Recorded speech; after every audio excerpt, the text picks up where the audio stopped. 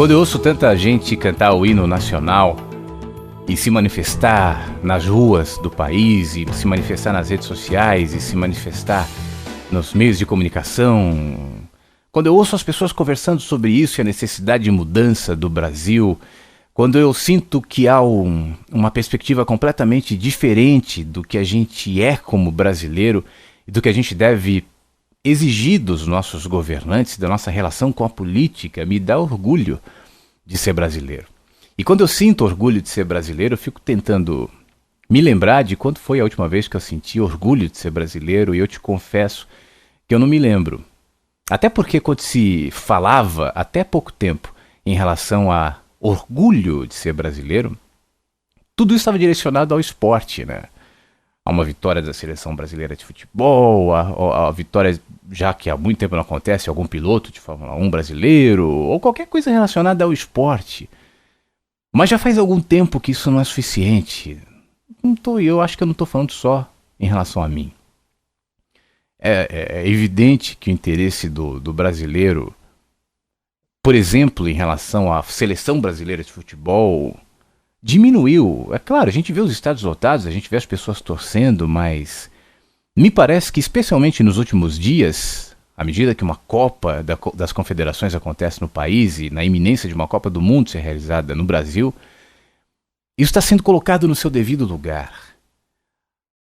Há quanto tempo que a percepção mundial em relação ao brasileiro estava ligada a esse cartoon que eu estou te mostrando aqui, onde esse policial em Suíço, é um cartoon suíço, fala: olha, jogar bola não está adiantando mais.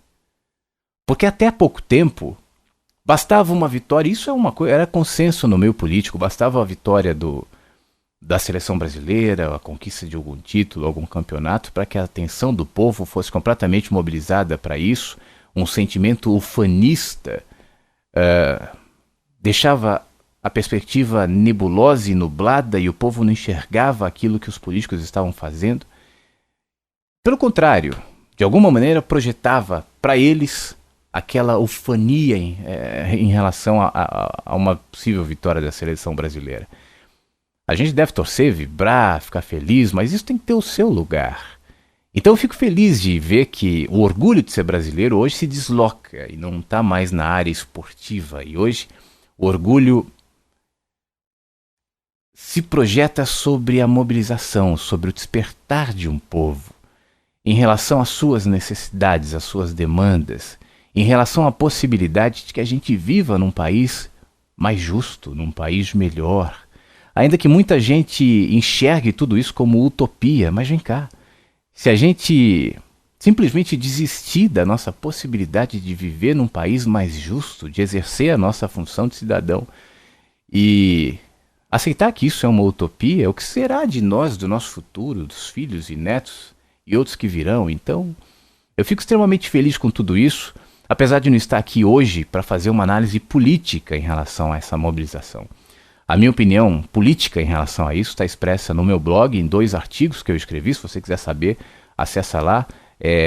Sobre as manifestações no Brasil, se não me engano, é o título de um, e o outro é ainda sobre as manifestações do Brasil. São 2 momentos trinchando um pouco politicamente a minha opinião em relação a isso. Mas hoje eu queria rapidamente falar contigo em relação ao rescaldo que inevitavelmente ficará na alma do povo, coletivamente falando, e do indivíduo. Afinal de contas, o povo é constituído de indivíduos que, num determinado momento, perceberam que a mobilização, que o engajamento de pessoas de idades e classes sociais diferentes, em capitais diferentes, com necessidades e demandas diferentes, projetou uma outra perspectiva no país. Nesse momento em que eu gravo o vídeo, o governo sinaliza com alguns movimentos.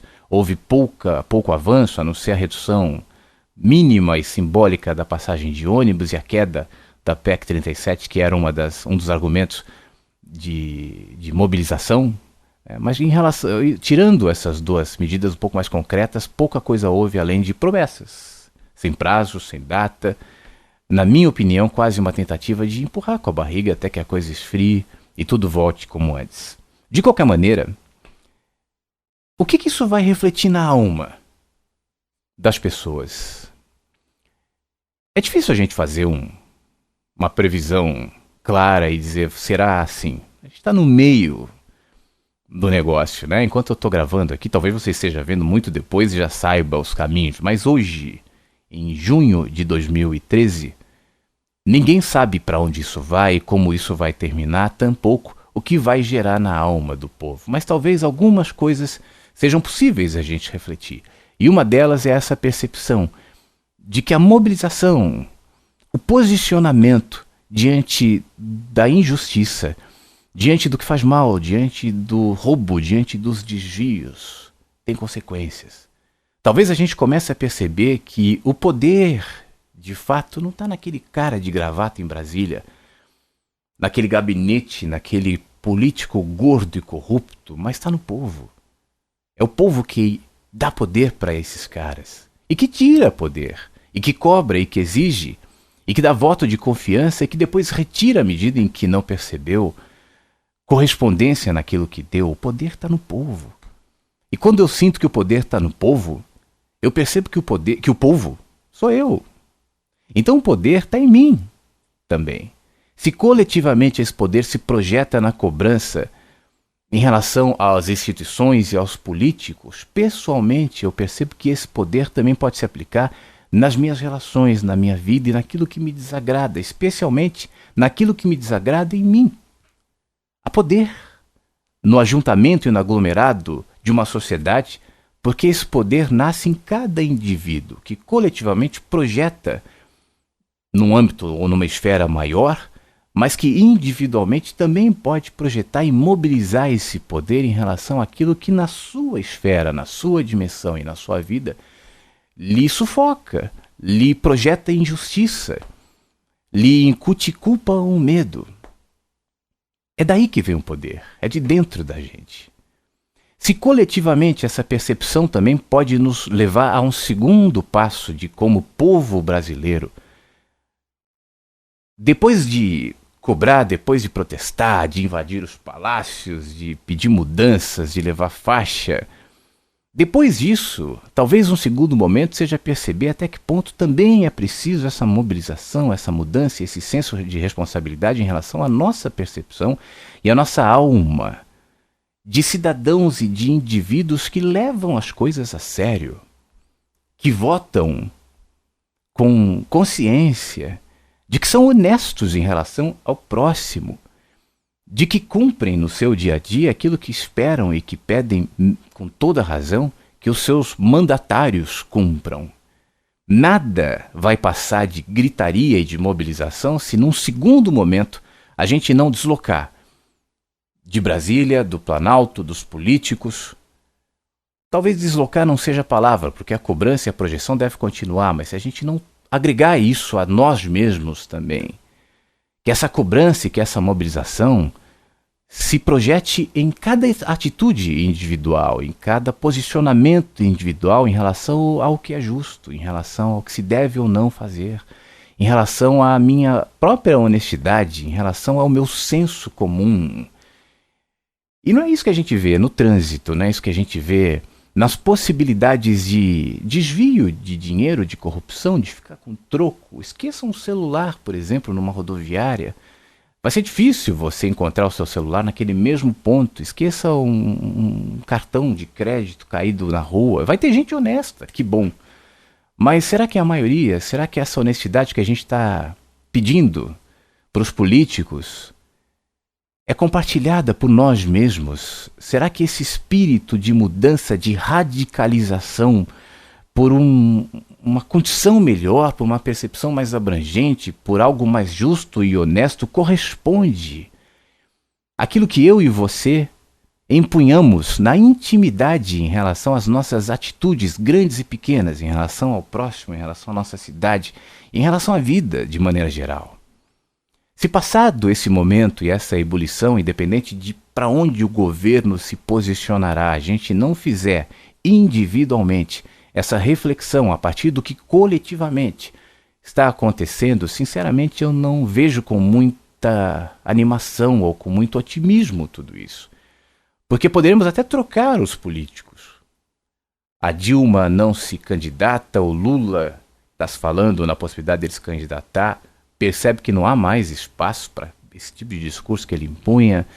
A gente vê uma profunda mudança de oposição, de situação de todo mundo, mas se isso não se concretizar na nossa alma como povo, e sobretudo como indivíduos, vai acontecer o mesmo que houve na Revolução Francesa, por exemplo, depois de toda aquela revolução de decapitar o rei, os burgueses assumirem o poder e redirecionarem a coisa para si mesmos. Vai acontecer o que houve na Argentina, depois do panelaço, a ascensão dos Kirchner. Vai acontecer o que houve na Itália, depois de toda aquela mobilização, o Berlusconi assumiu o poder.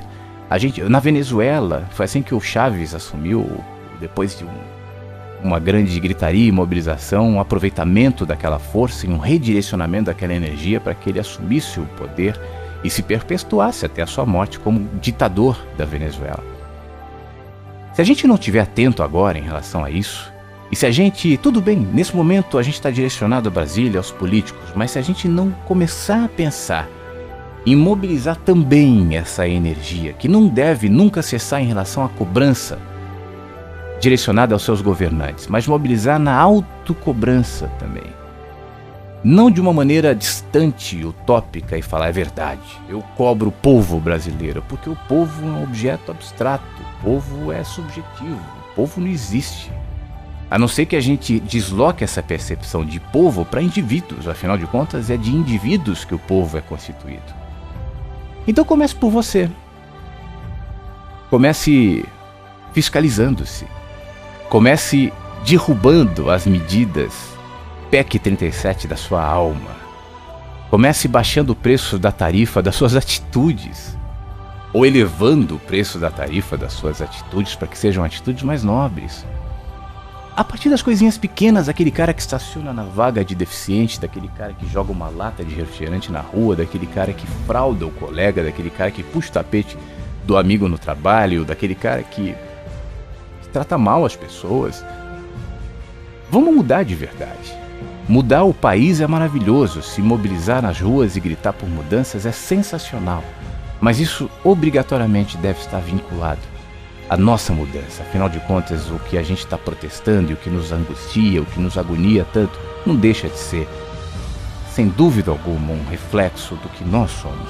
Nós votamos nesse povo, nós colocamos eles lá, e eles, de alguma maneira, apesar da gente estar gritando, não nos representam, mas nos refletem de alguma forma. Então que isso sirva de luz para que a gente enxergue o nosso caminho. Se a gente de fato quer mudança, continuemos cobrando dos governantes, mas nos coloquemos também nessa história.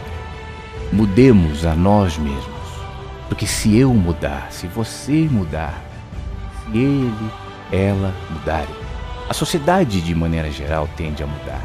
E se isso acontecer, não há governo, não há políticos corruptos que consigam aprisionar ou sequestrar a mente e a alma de um povo. Mudanças, a começar de mim. Um grande beijo e até o próximo.